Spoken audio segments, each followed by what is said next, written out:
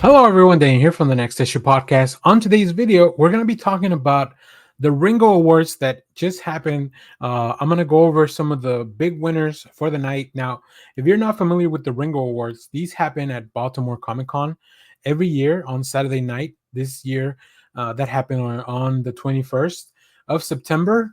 And it really is a place that brings the comic book industry similar to the Eisners, but there's definitely some different guidelines and approach that they take. This is all named after, of course, legendary comic creator Mike Waringo.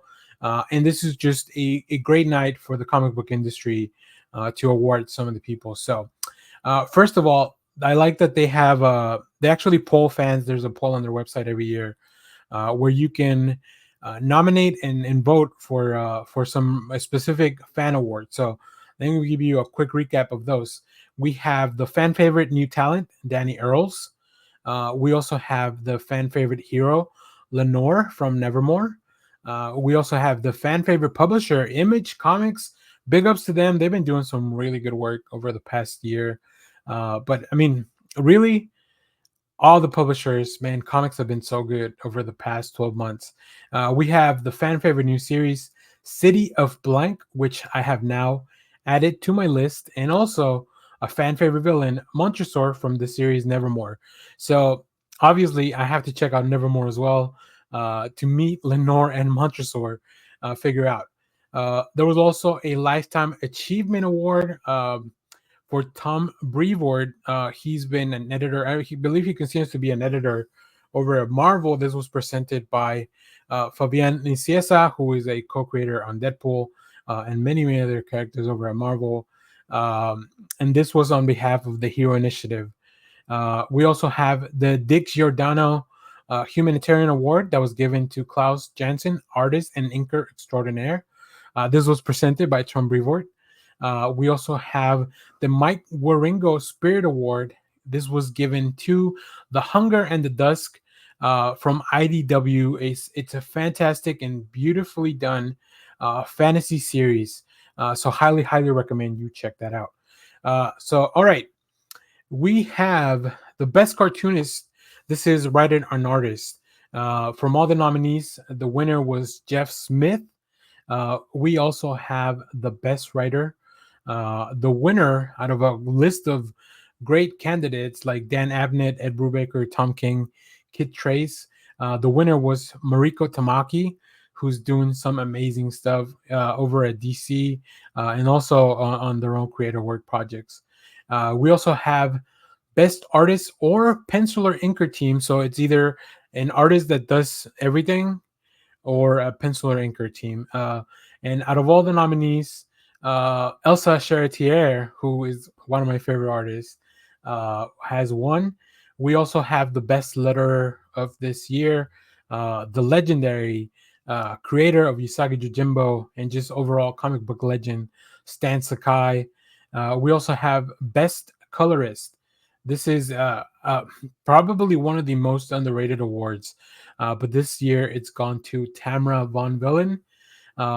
We also have best cover artist. And boy, if you look at just the list of nominees, we have Colm Griffin, Tula Lotte, Dan Parent, Bill Sienkiewicz, Fiona Staples, and the winner was Chris Samney.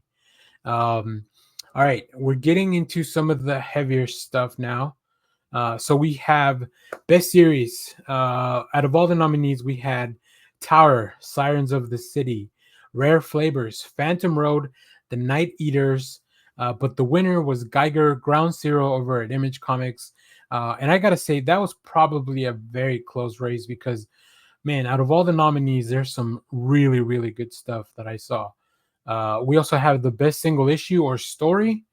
Some of the nominees were Star Trek Day of Blood, Sax's Best Day from IDW, Somna from Distillery, Rare Flavors #1 from Boom Studios, Etheris from Source Point Press, By the Horns, Dark Earth #7 from Scout, but the winner was Animal Pound #1 from Boom Studios. This is a series that just wrapped up, so highly recommend you check that out. We also have the best original graphic novel. It was Dan Klaus's Monica from Fantagraphics. We also have the best anthology. is the Rocketeer one shot from IDW. Amongst the nominees was The Devil's Cut from Distillery, Dwellings from Oni Press, Herology from Lifeline Comics, Ice Cream Man from Image Comics, and Swan Songs from Image Comics. Both of those are written by Maxwell W. Prince. So very, very good. Like, just being, imagine having two of your series nominated for one of these awards. We have a few more awards, but I will say, let me just quickly go over. Best web comic is Lore Olympus.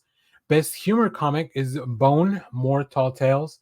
And last but definitely not least, best humor web comic, Blue Chair. Now, I'm not as um, into the web comics, just because I haven't found a series that really hooks me.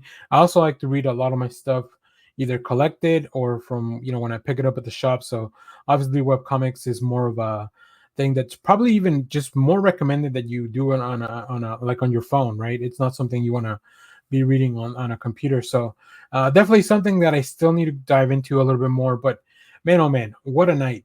I love seeing some of the reactions, right? um whenever whenever some of the winners that are maybe overseas, like Elsa Chartier, when they win an award, or maybe they were doing something else and they just kind of find out about it, that's really fun. So yeah, overall, fantastic night. I love awards like these because all that happens is that not only do they bring a spotlight to some of the lesser known things, if you're somebody that only reads capes, or maybe somebody that only reads a very specific genre of comics, it really brings a light to some of those things. It also spotlights some creators that you may not be aware of. But overall, and to me, it just gives me a reading list of things that I want to check out. So if you're interested in checking something out, let me know down in the comments. If you got a chance to vote in some of those fan awards, let me know who you voted for. Are you one of those people that voted for the Nevermore characters?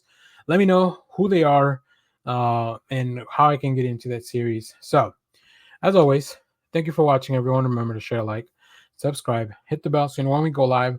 That is most Saturdays, 10 a.m. Central Standard Time. Stay tuned. We have more comic reviews, trailer reactions, TV recaps, all that fun stuff here in the channel. Thanks for watching, everyone. Bye bye.